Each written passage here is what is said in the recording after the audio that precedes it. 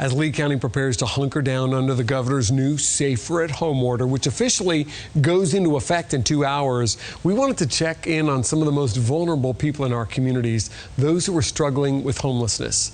I'm Patrick Nolan. And I'm Jane Monreal. Fox 4's Rochelle Aline and photojournalist Kurt Tremper spoke with those experiencing the issue and those in charge of helping them to get some answers. The safer at home phase. Safer at home. You need to stick close to home. Stay home. That's a message we've heard a lot of recently. But as the start date for the governor's safer at home order nears, it begs the question, what should I do if I don't have a home?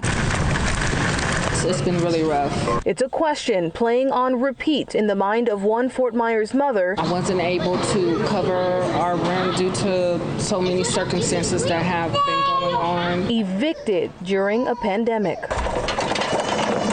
As the downtown library clears out the only seating she's had for the day, we hear a similar story. We have nothing. We have no place to go. No one's helping us. No one's offering us any guidance. No one's offering us any assistance. Up until recently, this mother and son had been staying in a tent after falling on hard times. I had a brand new car last year. We had a house to live in.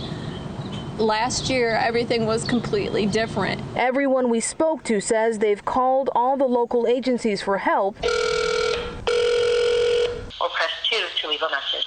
And I did too. After countless messages, I did get a response from the Lee County Homeless Coalition. They said certain food banks are still open, but all shelters are full. And unless you're homeless and have tested positive for COVID-19, their only recommendation for shelter at this time is to stay in your car or in a tent. But you have so much else going on. Volunteers with a local nonprofit say at a time when some are truly just one paycheck away from facing a similar situation, the county needs to step in and do more. You know, this pandemic should really be making people realize that you could have a good job today, but tomorrow you don't know if you're going to work. And when your bills aren't getting paid, who's going to be the one that picks that up? Back at the library, those sitting outside tell us they're hoping to find somewhere safe to lay their head before nightfall. I'm going to try to get us into a place, but if there's nothing that we can do, we're going to just try to wait it out and see what happens. Well, we have a little bit of good news tonight. That mother and daughter, we were able to connect them with a nonprofit that we mentioned in our story, and they have found a place to stay. As far as the mother and son duo, we're still waiting to hear back. I also received a statement from a spokesperson with Lee County. They tell me that the county is hoping to work with FEMA to develop a space where those experiencing homelessness can safely self-isolate if they've tested positive for COVID-19.